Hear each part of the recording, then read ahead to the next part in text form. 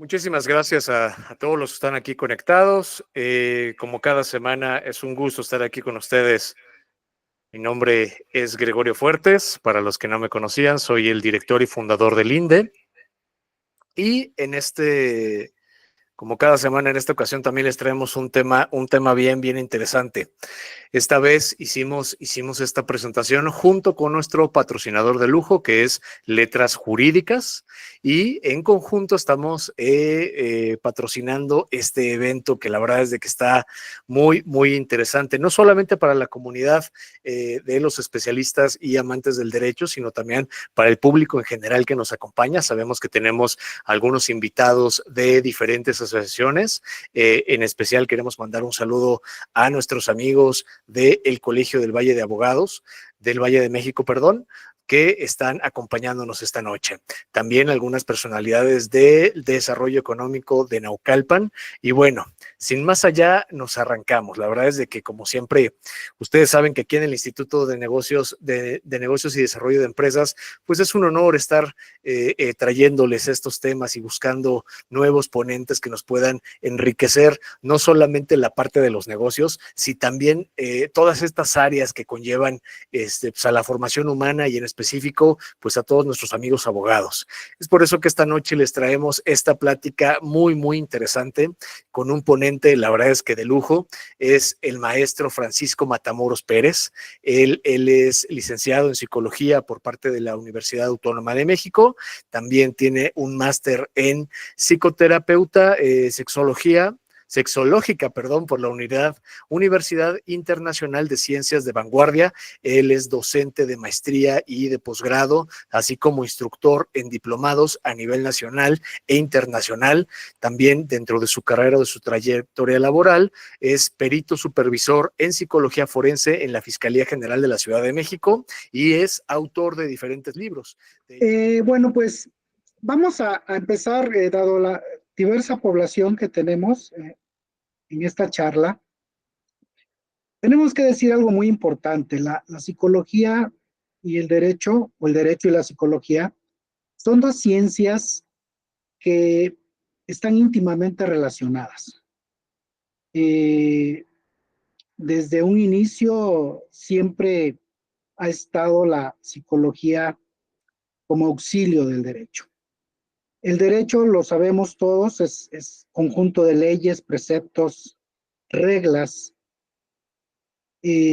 a las que estamos sometidos los seres humanos en nuestra vida y quehacer social. Esta ciencia que estudia las leyes, su aplicación en el ser humano.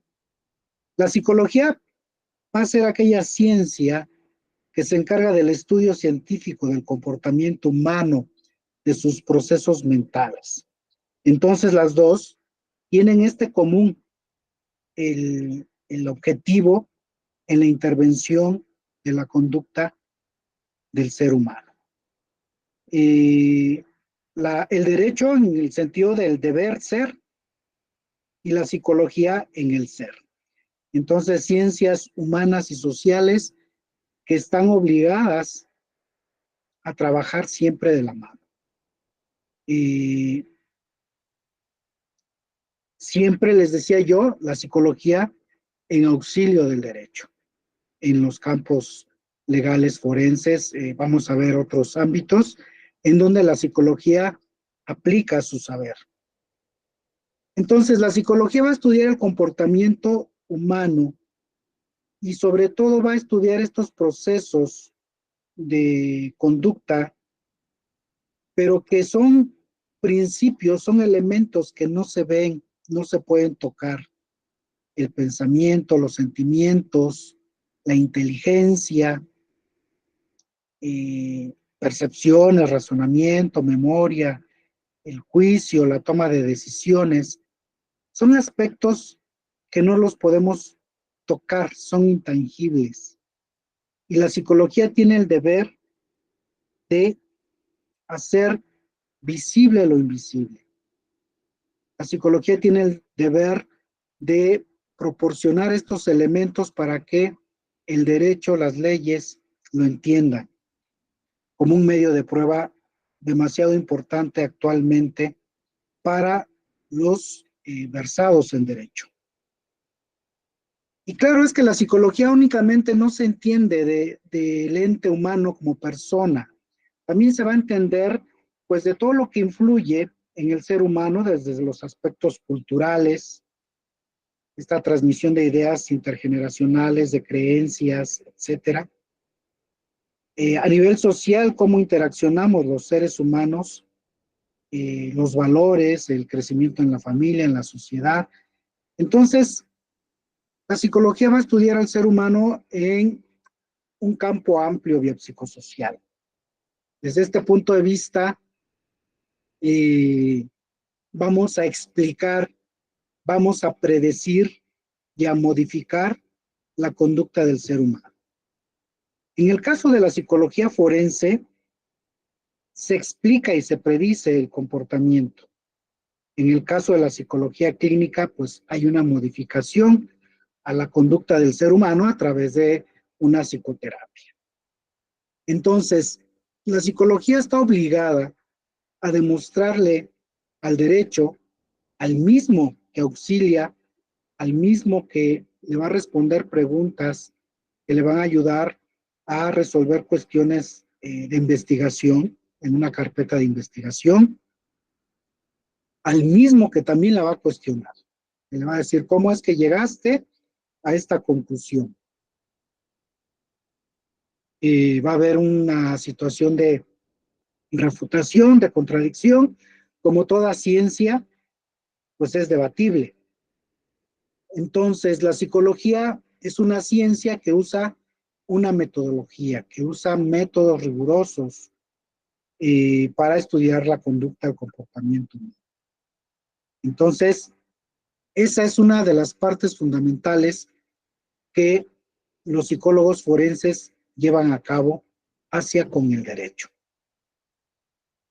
Entonces, si hablamos de psicología forense, vamos a señalar que es una ciencia, no es una ciencia exacta, pero es una ciencia, no es una ciencia dura, como les dicen a las ciencias prácticamente exactas, como las matemáticas, la física, pero bueno, es una ciencia, está catalogada como una ciencia igual que el derecho. La psicología va a enseñar toda la aplicación de sus ramas, de sus saberes, como nos los dice Javier Urra y Blanca Vázquez. Estos saberes, estos conocimientos, ante las preguntas que realiza la justicia. Y vamos a cooperar en todo momento en esa administración de justicia. Vamos a actuar en el foro, vamos a tratar también de mejorar el ejercicio del derecho para dar luz a una investigación, para llegar a la verdad histórica de los hechos. Entonces, importante es la psicología forense. ¿Y por qué es importante? Porque los abogados, por ejemplo, saben y conocen perfectamente las áreas del derecho en donde interviene la psicología. Por ejemplo, en derecho familiar se hacen informes periciales para la guarda custodia, la inicial o una guarda custodia en la que se va a modificar precisamente esa guarda custodia, la capacidad de los cónyuges para tener a los niños, también para establecer régimen de visitas, para llevar a cabo informes psicológicos de adopción, de tutela de menores, o para simplemente llevar a cabo el informe en psicología cuando se da una separación, un divorcio, qué efectos puede tener en los hijos, en la familia. Un campo en el que la psicología forense es ampliamente activa es el derecho penal. Se hacen informes psicológicos sobre la imputabilidad de las personas que están indiciadas, sobre trastornos psicopatológicos. En víctimas, por ejemplo, se llevan a cabo los informes psicológicos para detectar alteraciones psicológicas que se les llama lesiones o secuelas psicológicas en las víctimas que sufren una diversidad de delitos. No solamente para las víctimas directas, también para las víctimas indirectas. Se llevan a cabo también evaluaciones sobre la credibilidad de los testimonios, sobre todo en delitos sexuales con menores de edad. Se llevan a cabo informes psicológicos para determinar las situaciones de maltrato, de violencia, violencia familiar, daño moral, secuelas psicológicas. Entonces, podríamos seguir platicando mucho más acerca de la intervención de la psicología forense en derecho penal, por ejemplo, para llevar a cabo autopsias psicológicas en personas en las que no se ha determinado si la causa de muerte fue por accidente, fue por suicidio, fue por feminicidio. Entonces, hay muchos campos de acción de la psicología. Por eso es de que es tan requerida en todo el campo de acción del derecho. En derecho laboral estaríamos hablando de situaciones de acoso, informes para determinar este acoso, moving, accidentes laborales, incapacidades laborales. En derecho civil, pues la toma de decisiones, sobre todo para llevar a cabo contratos, para la capacidad testamentaria o tutelares, cambios de eso que ahora se le llama reasignación de sexo, la valoración de secuelas psicológicas que se puede llevar a cabo en todos estos ámbitos de ramas del derecho. Entonces, la psicología del derecho, como les decía yo desde el principio, están obligadas a trabajar juntas. En esta actividad que tienen, pues debe haber una comunicación que antes no se tenía. Cada vez la psicología del derecho tiene mayor comunicación por la propia necesidad, tanto del derecho como de la psicología, para llegar a la verdad histórica de los hechos. ¿Qué necesito yo como experto en derecho? ¿Puedes efectuar esto, perito? Este informe lo puedes llevar a cabo. ¿Cómo lo puedo solicitar? ¿Hasta dónde me puedes auxiliar? ¿Qué requieres para poderlo llevar a cabo? ¿Cuánto tiempo necesitas para llevarlo a cabo? Son preguntas muy importantes que debemos comunicarnos entre los versados del derecho y los versados de la psicología para poder trabajar todavía con mayor eficiencia. Esto cada vez se lleva más a cabo. Antes no se llevaba mucho y cada quien trabajaba por su cuenta. El derecho quería trabajar con sus propios reglamentos, normas, leyes, en sus propios tecnicismos. La psicología igualmente quería trabajar con sus propios conceptos teórico-técnicos. Pero en la medida en que estas dos ciencias se han sentado a comunicarse, han avanzado mucho en el campo de la investigación. Entonces, la labor de la psicología forense se ha estado especializando cada vez más, sobre todo, les decía yo, en la intervención de los casos penales y el trabajo tan importante que debe tener el psicólogo forense en el juicio oral. Para lo cual, bueno, pues tiene que involucrar mayor preparación de los peritos en psicología, mayor comunicación con los versados del derecho. Lo mismo implica para los versados del derecho conocer más acerca de la psicología forense por ser un medio de prueba que constantemente van a estar solicitando y que por una parte lo van a ofrecer como medio de prueba y que una vez llegando a juicio oral lo van a tener que, también van a tener que contrainterrogar si la otra parte ofrece a un perito de psicología. Entonces, ¿qué se necesita para ser un psicólogo forense? Acreditación, idoneidad de este experto. Este experto tiene que tener conocimientos, tiene que tener muchas habilidades, experiencia, sobre todo que se refleje en el informe en psicología. Tiene que haber un proceso de desarrollo para llevar a cabo un informe o dictamen psicológico. Tiene que tener una metodología, tiene que haber un método. Ese informe tiene que estar estructurado de tal manera que sea entendible, que sea claro, que no use tecnicismos, que sus resultados estén basados precisamente en la ciencia que aplica, con evidencia de conclusiones bien sustentadas. Y bueno, esta parte de lo que yo les hablo es precisamente lo que trato en el libro de Psicología Forense y Juicios Orales, desde una visión teórico-práctica, para que, para que tanto los peritos en psicología forense conozcan todos estos elementos, como para que eh, los abogados también tengan estos conocimientos.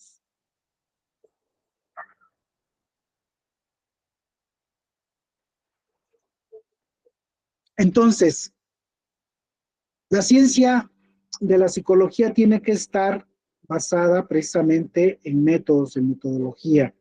La psicología tiene un gran antecedente de grandes autores en los que eh, se apoya, en los que viene esta construcción como ciencia, desde Wilhelm Wundt en 1878, en la que lleva a cabo la psicología a nivel de laboratorio a través de la introspección experimental utilizada ya como un método. Alfred Binet con la sugestibilidad a través de estudios de psicología del testimonio, Mustenberg también, Stern, Gross, estos alemanes demasiado especializados y que a través de la psicología del testimonio dan un gran paso, a través de la psicología criminológica, dan un gran paso al desarrollo de la psicología forense como ciencia. Este quehacer crítico, este quehacer basado en la ciencia, no en lo dogmático, pues nos va a llevar precisamente a llevar estudios sistematizados, organizados, con método. Es como se ha forjado la psicología. Esta psicología básica, que es la psicología general, que genera conocimiento, que le va a proporcionar a la psicología aplicada, a la psicología forense, que es, por ejemplo, una psicología bastante aplicada. ¿Por qué? Porque lo lleva a la práctica, todos esos conocimientos, todas esas investigaciones por medio de aproximaciones sistemáticas a través de un método. Entonces, que no quede duda cuando se habla de la psicología en el estrado de que es una ciencia. El perito está obligado a demostrar que es una ciencia para que la jurisdicción sepa perfectamente que tiene que confiar en esa prueba psicológica, en ese informe psicológico. Si no está bien fundamentado, definitivamente va a carecer de este rigor científico y va a poder ser desacreditada o desestimada. Por eso es de que está habiendo en la actualidad muchos metaperitajes, porque si el perito hace un informe que no es fiable, que no tiene validez, lo van a desestimar. Pero si el perito se basa en el método de investigación científico, su dictamen no va a tener ningún problema. Arias nos dice, es la vía, el método es la vía o camino que se utiliza para llegar a un fin, para lograr un objetivo. Y el psicólogo lo tiene que demostrar desde este principio básico y que lo tratamos con mucha claridad en el libro.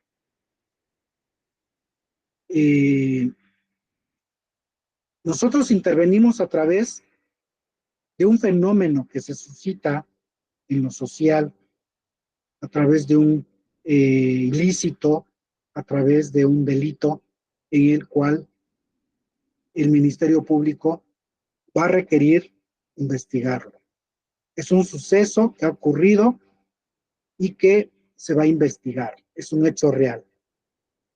Entonces, entra la psicología. Hay una observación del fenómeno en esta percepción del hecho. ¿Cómo lo percibe la psicología cuando el Ministerio Público o la defensa le dice al perito, quiero que me indiques si esta persona presenta sintomatología por haber sido agredida sexualmente? Entonces, ¿qué hace el perito en psicología forense? Tiene que dar lectura a una carpeta de investigación. Es la forma en que él va a tener estos antecedentes a través de esa carpeta de investigación, a través de las periciales, las declaraciones, las diligencias ministeriales, las diligencias policiales. Vamos a tener esa percepción del hecho fenómeno. Entonces, el Ministerio Público ya nos pidió un planteamiento de problema a través de su solicitud en la que nos está señalando si esa persona fulana de tal que fue atacada sexualmente o que está denunciando un ataque sexual tiene la sintomatología de ser víctima de agresión sexual. Entonces, para nosotros eso es la formulación del problema. Se basa en la elaboración de una pregunta o una interrogación acerca del hecho observado. De ahí pasamos al número 3, a la formulación de hipótesis, en la que va a radicar precisamente que nosotros demos una respuesta a ese planteamiento de problema, a esa formulación de problema. ¿Qué puede ser? Que la víctima, mi hipótesis primera puede ser que la víctima efectivamente presenta alteraciones psicológicas como consecuencia de una agresión sexual. Mi hipótesis número 2 sería, la víctima no presenta alteraciones psicológicas como consecuencia de una agresión sexual. Mi hipótesis 3 sería, la víctima presenta alteraciones psicológicas que son consecuencia de otras condiciones, de otros factores de vida distintos a los de agresión sexual. O una cuarta hipótesis incluso, la víctima presenta alteraciones psicológicas como consecuencia de agresión sexual, además por otras consecuencias de vida, a lo mejor acaba de fallecer alguna ser querido de ella y bueno, tiene alguna depresión, etcétera, por el luto que está viviendo su ser querido. Entonces, está presentando además otro tipo de alteraciones, además de esas por la agresión sexual. Incluso, si quiero hacer otra hipótesis más, podría obedecer a decir, la víctima no presenta alteraciones psicológicas derivadas de la agresión sexual que se denuncia, al momento que la estoy valorando derivado de que tiene recursos personales, tiene una estructura de personalidad pues bastante fuerte, segura, asertiva, además de que ha tenido un proceso de psicoterapia, y en este momento pues no se presenta o puede presentarse también disminuida. Entonces, vean ustedes cómo la psicología nos vamos adaptando al método científico. Una vez que yo ya tengo esas hipótesis, paso al cuarto, a la verificación. ¿Cómo lo voy a verificar? ¿Cómo voy a poder yo determinar si cuál de estas hipótesis es la que va a quedar como fuente de la pregunta que me están haciendo y cuál voy a descartar? Entonces, la verificación la voy a llevar por medio de someter a prueba las hipótesis mediante la recolección de datos. Para eso tengo, les decía, ya la carpeta de investigación, la recolección de datos con la entrevista psicológica, con las pruebas psicológicas que voy a aplicar, etcétera. Y luego paso al punto número 5. Voy a analizar esos datos para ver cuál es la hipótesis que se confirma y cuál es la que se niega, o cuáles se niegan.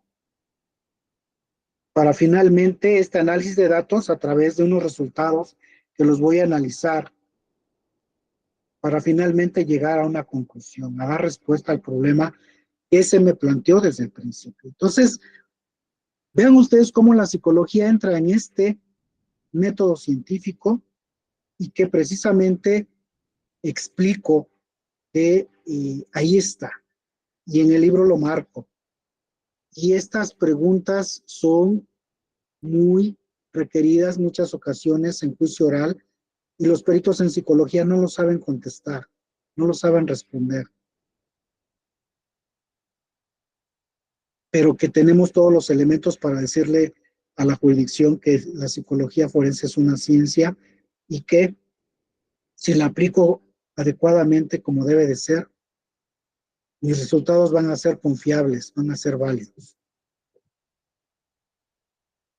Entonces aplicamos la metodología, la ciencia de los métodos, en este estudio crítico de operaciones, de procedimientos, como ustedes vieron que llevamos a cabo. para dar soluciones óptimas a problemas que se nos plantean.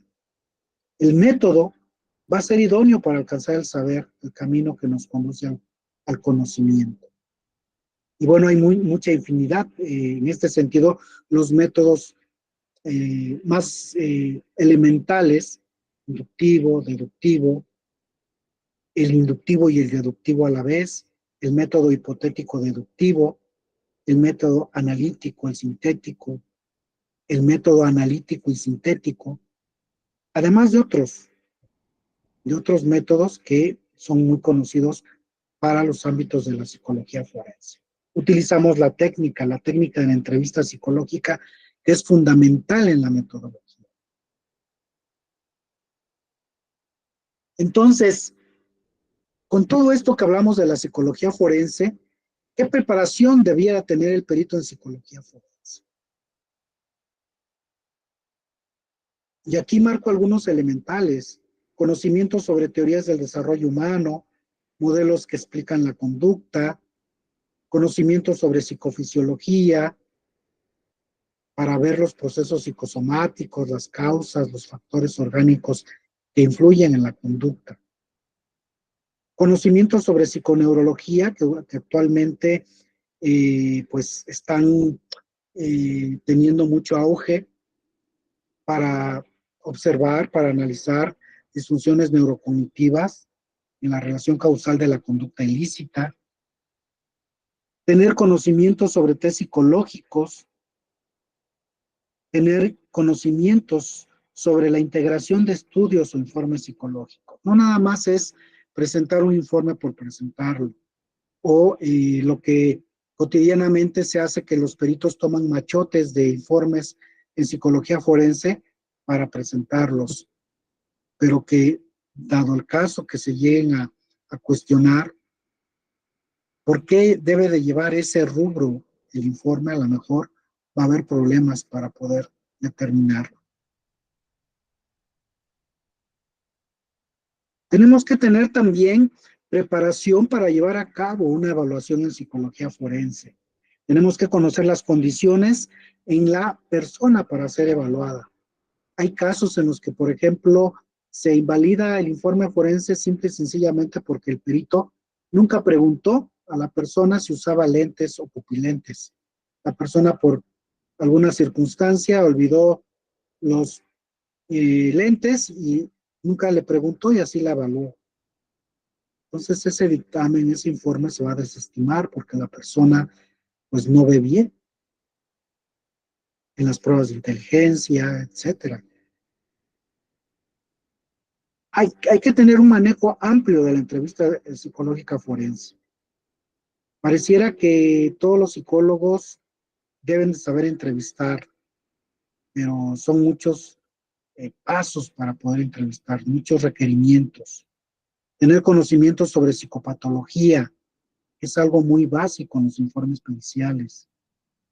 Tenemos que tener conocimientos para llevar a cabo evaluaciones en niños o adolescentes, que son poblaciones más difíciles, precisamente por las etapas en las que se encuentran. Tenemos que saber comunicar la conceptualización en el informe, la conceptualización psicológica. Y algo muy importante, y que no solamente los psicólogos deben de tener un equilibrio psíquico, mental, porque trabajamos con seres humanos, porque no debe de haber sesgos cognitivos. Lo mismo pudiera ser para las personas en ministerios públicos, para defensores, para la jurisdicción, pues tener un equilibrio psicológico sano. Yo pregunto, y lo planteo en el libro, ¿qué sucede si un perito en psicología o una perito en psicología fue agredida sexualmente y ella va a hacer un dictamen en psicología forense de una víctima? ¿Qué podríamos esperar de ese dictamen? O de una perito, un perito que sufre violencia familiar y va a dictaminar sobre violencia familiar. ¿Realmente está preparado para llevar a cabo ese informe psicológico si no ha tenido un proceso psicoterapéutico, o simplemente no necesariamente haber tenido un delito. A lo mejor la víctima o el imputado tiene un gran parecido a su padre, a su madre. ¿Qué va a pasar en ese informe? Entonces, las características de la evaluación forense son muy importantes. Eh, Tenemos que tener muy bien claro cuál es el objetivo de una evaluación en psicología forense, que no es nada sencillo, es un proceso complejo. Siempre se debe dar lectura a la carpeta de investigación o al expediente judicial. Tenemos que tener que trabajar con las limitantes que se tienen en psicología forense, sobre todo para peritos institucionales que a veces trabaja la carpeta de investigación con detenido. Se tiene que también saber perfectamente la aplicación de instrumentos psicológicos, en algunos casos, checar si realmente los puedo aplicar o no, o solo la entrevista psicológica forense.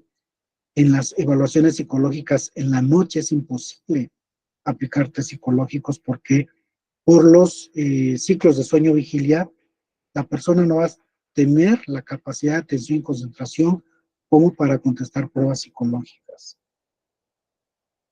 Además, bueno, de otras condiciones adversas a las que se enfrentan los expertos en psicología forense sobre situaciones de simulación, disimulación de las personas para impactar en el dictamen, para que a veces logren sus intereses que ellos tienen. Y como les decía yo hace unos momentos, el metaperitaje, el contrainforme o contraperitaje, que así se les ha llamado, el nombre correcto sería metaperitaje o metainforme, que se están realizando en una gran cantidad y que en muchas ocasiones estos metaperitajes están también mal elaborados en la crítica de otro informe. Yo espero no mucho tiempo va a salir una obra sobre los excesos que se están teniendo con los metaperitajes y contrainformes, para que los conozca todos estos detalles, los abogados, ministerios públicos, la jurisdicción y obvio, por obviedad, perdón, los psicólogos. Entonces, la entrevista psicológica forense también importantísima. Les decía yo, se tiene que tener mucho conocimiento, las etapas de una entrevista psicológica. ¿Qué lleva a ese rapport que aparentemente los psicólogos lo manejamos y decimos, pues sí hice el rapport? No, el rapport es algo muy, muy importante, no es de 5 minutos. La persona saluda al perito y lo va a valorar por un delito sexual, por violencia familiar, por cualquier otro delito, y lo saluda y le da la mano sudando, y el perito con estos sesgos puede pensar, uy, pues está nervioso, está tenso, le está sudando la mano, seguramente lo cometió porque le esquiva la mirada, pero sabes que no hiciste ningún rapport importante desde el principio. La persona es la primera vez que se presenta a una agencia de delitos. Cualquier persona se va a poner ansiosa, tensa, si llega a una agencia de investigación. Tenemos que tener mucha cautela en las entrevistas psicológicas, en no intimidar, en no discriminar, en etiquetar, en exponer, culpar, avergonzar o menospreciar a las personas. Por eso es de que la psicología forense trabaja con distintas perspectivas, con perspectiva de derechos humanos, con perspectiva del interés superior de la niñez, con perspectiva de género, etcétera. Y eso también se expone en ello. Y tenemos que tener muy bien claro que los psicólogos forenses tenemos objetivos distintos a los de la psicología clínica. Tenemos una fuerte base de conocimientos de la psicología clínica, pero que son aplicados de forma distinta. Y por lo tanto, estos objetivos son distintos. Entonces, les decía yo, aquí está todo, conocer mucho acerca de los protocolos que se manejan para poder entrevistar, protocolos para entrevistas en niños, protocolos para tomar en cuenta como marco conceptual, para tener un campo eh, abierto sobre las condiciones, vulnerabilidades, factores de riesgo en los que se encuentran las víctimas, las personas, conocimientos precisos sobre cómo responden los adolescentes ante entrevistas, porque tienen cambios más radicales en su comportamiento que las personas adultas, cómo lo tengo que tratar, qué tengo que conocer del estado mental, de los procesos de memoria, del lenguaje, de la comunicación, del impacto de los primeros relatos en los niños cuando se llevan a cabo investigaciones de delitos sexuales. Entonces, tengo que conocer mucho de la entrevista psicológica, no solamente con personas adultas, con adolescentes, con niños, el uso de técnicas lúdicas, con un conocimiento amplio sobre las etapas del desarrollo, muy empleadas las de Jean Piaget, tener conocimiento sobre los trastornos del desarrollo neurológico, en esta gama de discapacidad intelectual, trastornos de la comunicación, trastornos con déficit de atención e hiperactividad, o trastornos del espectro autismo. ¿Por qué? Porque los tengo que conocer, voy a entrevistar a un niño, yo quiero conocer todo acerca de este niño. Tiempos de entrevista, lugares en que debo de entrevistar, ambientes que debo de crear en la entrevista. Realmente los psicólogos forenses estamos en condiciones de hacer nuestro trabajo con evidencia. ¿Se está llevando a cabo? ¿No se está llevando a cabo? Serían preguntas importantes para que todos nos planteemos. Un informe de las personas debemos tener eh, conocimiento de que hay protección de datos personales en el informe psicológico. A veces preguntan, bueno, ¿y por qué no agregó las pruebas psicológicas al dictamen? Un momento, las pruebas psicológicas son parte de la intimidad de una persona, no se pueden exponer. Por eso es de que no se deben de agregar al dictamen, a menos que lo pida la jurisdicción o lo pida el Ministerio Público. Bueno, se agregarán en un sobre cerrado, estrictamente cerrado, y poniendo la condición de que serán responsables de esos datos íntimos, personales, pueden salir a la luz pública y pueden perjudicar psicológicamente mucho a una persona.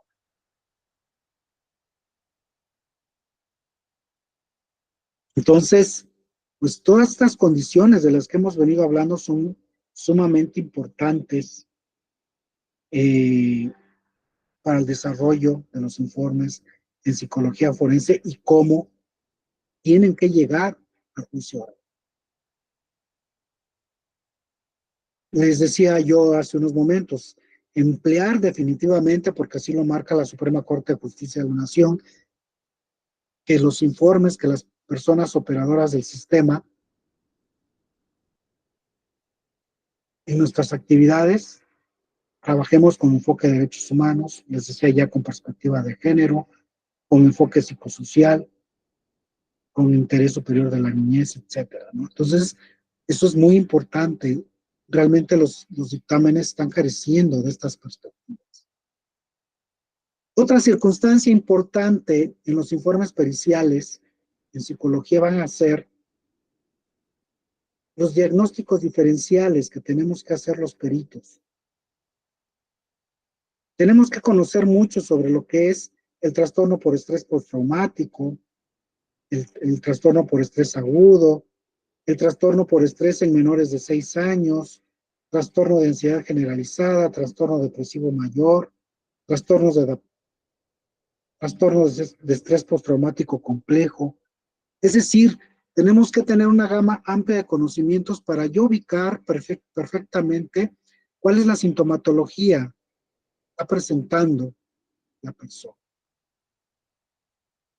Por eso les hablaba yo desde un principio, tenemos que conocer mucho sobre psicopatología y no tener miedo de poner, si sí detecto un trastorno de estrés postraumático, lo puedo establecer. No solamente lo puede establecer un psiquiatra, también un psicólogo lo puede establecer. Y bueno, importante será para tomar en cuenta en el informe psicológico forense eh, para la integración de los rasgos de personalidad, que las determinemos con base a las pruebas psicológicas y a toda la entrevista, a una integración de instrumentos confiables, estandarizados, para hacer una buena integración de ese informe, que sean congruentes en la interpretación de resultados, porque no nos podemos basar únicamente en las pruebas psicológicas, sería un error. ¿Y qué se nos va a exigir a los expertos del informe pericial en los juicios orales? Pues se nos va a exigir mucho, que el documento esté bien fundamentado, que la persona experta esté acreditada, que sea idónea para llevar a cabo el informe que se está solicitando. Una persona que va a hacer un dictamen de niños y no tiene cursos, no tiene diplomados, capacitación en el desarrollo de en el desarrollo de la niñez, los procesos cognitivos de la niñez, etcétera, pues difícilmente va a ser la persona idónea. Y entre otras, bueno, las características que debe desarrollar los expertos y las expertas para argumentar en juicio oral. Esto, esto va a otorgar certeza, confiabilidad a la prueba pericial en psicología en el juicio oral. ¿Por qué? Porque la parte medular del juicio oral va a ser el interrogatorio, llamado directo, y el contrainterrogatorio. En el interrogatorio, como ustedes bien saben, pues se acreditan los conocimientos, las experticias del versado, cómo lo hizo, cuál fue su procedimiento. La idea es legitimar el informe. El contrainterrogatorio, que es la parte más complicada para el experto, lo va a hacer la defensa o quien no haya ofrecido al perito lo podrá llevar a cabo. Entonces se confronta para desestimar la información del interrogatorio, de contradecir, de rebatir, de lo que dijo el perito, cómo lo puede sustentar. Normalmente esto a través de preguntas cerradas, sí, no, cierto, falso, en la que el protagónico es el abogado o el Ministerio Público, la defensa o el Ministerio Público. Y por eso es muy importante lo que señalamos en el libro. ¿Hasta dónde en el interrogatorio puedo yo contestar? Debo ser claro, debo ser conciso en mis respuestas. ¿Por qué? Porque en el contrainterrogatorio van a retomar todo lo que yo dije. Y por eso debe de haber una reunión antes con cualquiera de las partes adversariales que ofrezca el perito, para que sepa qué le va a preguntar, para que sepa qué puede suceder si en el contrainterrogatorio le preguntan algo que lo ponga contra la pared. Porque recuerden ustedes que puede haber otro interrogatorio, un reinterrogatorio y un contrainterrogatorio. Nuevamente volver a cuestionar al perito. Entonces yo les decía, yo te pregunto, ¿qué me respondes? Para que en esta comunicación es muy importante que se deba establecer entre las partes. Y esto no se lleva a cabo. Parece ser que estas audiencias sin esta previa comunicación no van a tener el mejor éxito. En el contrainterrogatorio, ¿cómo te puedo apoyar? ¿Qué te pueden preguntar? ¿Qué puedo preguntar? ¿Cómo vamos a trabajar en uno y otro caso? ¿No? ¿Por qué en el contrainterrogatorio es tan complicado para los peritos en general, no nada más para el de psicología? Porque las partes adversariales, tanto el fiscal como eh, el defensor, cada día se preparan más para poder contrainterrogar. Y estos pueden ser hacia la experticia, la idoneidad, la acreditación del perito, para desestimarlo. Otra puede ser al dictamen en concreto, las carencias en cuanto a la metodología, los protocolos, las deficiencias de su contenido, todo esto que vinimos hablando.